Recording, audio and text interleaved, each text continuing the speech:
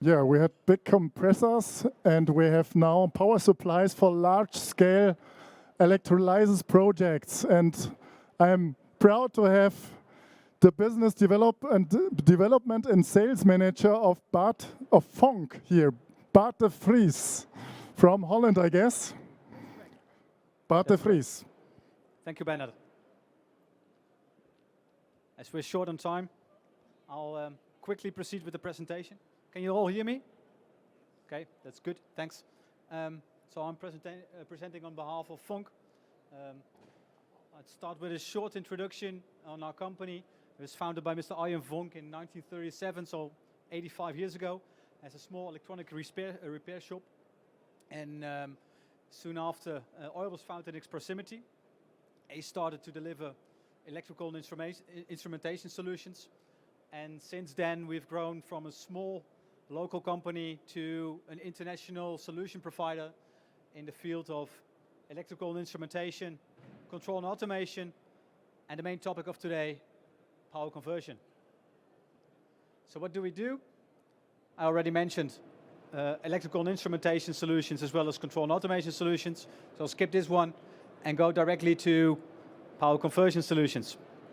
What you can see for you on the left, for me on the right, are drive solutions, such as we deliver for instance, the uranium industry and radar systems. And for you on the left, on the right, sorry, for me on the left, special power converters, as we often deliver for all kinds of scientific institutes. These are often one-offs, pushing the boundaries of our application knowledge and delivering us a lot of knowledge that we can build upon for other applications, such as for industrial grid connections, which basically electrolyzers are. Where do we do this? Basically on a global scale. There's a lot of projects. I won't go into details, but we do this all over the world. So look at power conversion. What is it that we do? We make a connection between the electrical grid and an application. I already mentioned some applications, and today we're talking about an electrolyzer. I think it's key to understand that we've done this for a lot of time in a lot of different businesses and different application environments. So we've applied all kinds of different technologies there. That brings us a lot of knowledge of which we can build upon and which we can leverage for new industries like hydrogen. Looking at electrolyzer power supplies, we see a lot of different application environments, and we see a lot of different technologies that can be the best fitting technology in different environments. And we are technology independent. And that means that we don't have a specific narrative to push, but rather than that, we try to select the best fitting technology for different kind of circumstances. And we've got multiple technologies available in modular and available building blocks. I mentioned something about different environments. And I've got a couple of examples here. One example, this is the most extreme example, is when you're located next to a conventional power plant, or another situation in which the electrolyzer has not a lot of impact on the electrical grid. In that case, the requirements are just the international standards, and you want to have the most cheap solution as possible. Makes sense, right? A whole different ballgame is when the electrolyzer is, for instance, linked to a renewable power plant, solar or wind, or is the most dominant consumer on the electricity grid. Then you often see that the grid operators are imposing requirements that go above and beyond what's required from the international standards. So that translates into the requirements for your power supply as well. I already mentioned we've got multiple options available. Here are some listed. I think the top two you can see as two sides of the same coin. Full IGBT base, so very strong performance on power quality items. Diode IGBT is a good compromise when it comes to power quality, performance and cost. And the thyristor-based solutions are the ones when you have very high current levels, which is illustrated in this picture because we've been spending a lot of time in finding the commercial sweet spots for all kind of technology solutions. Basically what we see, there are multiple variables driving this, but the most dominant ones are the current levels that are required for the power supplies, as well as the power factor requirements for the electrolyzer. Basically, if the current level is very high, the higher it gets, the less suitable IGBTs come and the more suitable thyristor solutions become. Conversely, the higher the power factor requirements are, the more suitable an IGBT solution become, and the less suitable a thyristor-based solution becomes. So there is a bit of a trade-off, and there are other variables in play as well, but these are more or less the commercial sweet spot for each kind of topology.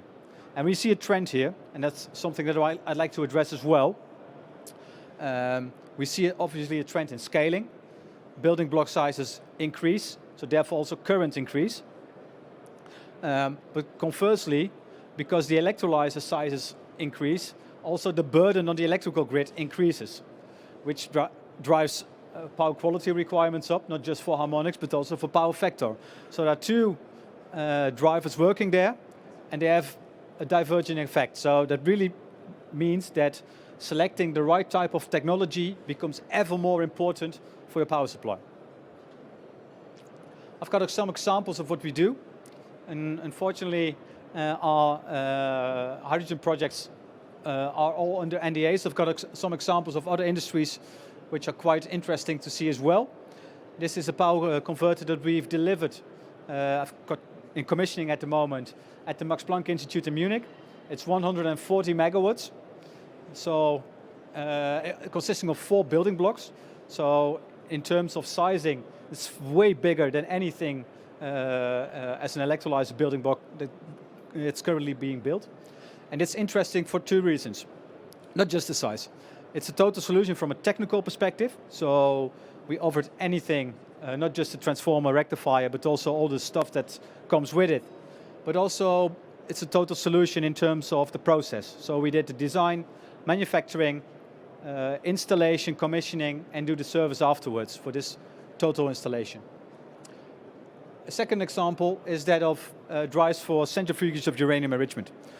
We see a lot of parallels between this industry and the industry, the hydrogen industry as it's coming up now. The uranium enrichment industry was booming in the early zeros. And a lot of companies in the power conversion market, basically our competitors as well as we are, were jumping on this market to get a market share. And what we did here is first make a solution that was fit for the application, so functionally going well. And then we started standardizing and industrializing this, so it become more easy to make, more easy to maintain, and better suited for obsolescence management. By doing this, we drove out costs, and we were able to set the standard for this market. And currently, 50% of the world's uranium, enriched uranium, is being made by our customers. So I think this process, it's not just a guideline for where the power supplies in the electrolyzer business need to go, but it's also a process that we've done before, and I think we can say we've done it before successfully. I already gave you a lot of information on selecting the right technology and why that's important for your power supply in the electrolyzer business given different environments. But selecting the technology is not everything. I mean, once you've selected the technology, you must also use it in an actual power supply that you can build and you can use. So there is something that we want to do there as well. We will try to have as much flexibility while also standardizing as much as we can. And we do this by standardizing the setup, so the mechanical setup, the technical setup, as well as the control electronics, which play a heavy part in this. So we can reuse all control loops, safety loops, communication loops, etc. So it really diminishes the development risk for new electrolyzer developments, as well as custom optimization for especially the power components. So to have them fit with the electrical characteristics of an electrolyzer. Why is this important? Mainly because the costs of the power supply are largely determined by the power components. So if you optimize these, you can squeeze costs out. Additionally, customer-specific integration is obviously an important item. because housing is very different per manufacturer, per customer. Some want it in a prefabricated building, some want it in a container. You can have any kind of variety here. Cooling, also a specific part of integration. You can tap in on the electrolyzer cooling, you can have a water-to-water heat exchanger, or you can have fully independent heating with an own chiller. Each have its own pros and cons in different circumstances. And obviously, we're not pushing a standard product. So we can size our solutions to fit the scale of the electrolyzer. That means that if you have an electrolyzer of, for instance, 5 megawatt as a building block, we don't have to push 3 units of 2 megawatts in. No, we make one building block of 5 megawatts, which means you only have one point of connection, so only one bus bar, only one time the installation works on site, and only one water connection, for instance. That's really of ease for you for the total integration of the electrolyzer. So there the combination of flexibility and customer optimization is really key to the execution of building up and designing the right electrolyzer, as an addition to selecting the right technology. So I'm nearing the end of my presentation. Hopefully I'm right on time. And I think one of the key items to give you as a takeaway is that selecting the key technology is really crucial when it comes to optimizing costs for different environments, application environments for your electrolyzer. And by doing so, then you have to make sure that you have the right combination of standardization and flexibility when executing your technology choice in the actual construction of your power supply. And I think that's where we're quite good at. So if you have any questions, feel free to come to us. We are located at B24, which is basically at the end of this hallway. Turn around and walk to us. And I'm happy to see you at a later stage anywhere this week.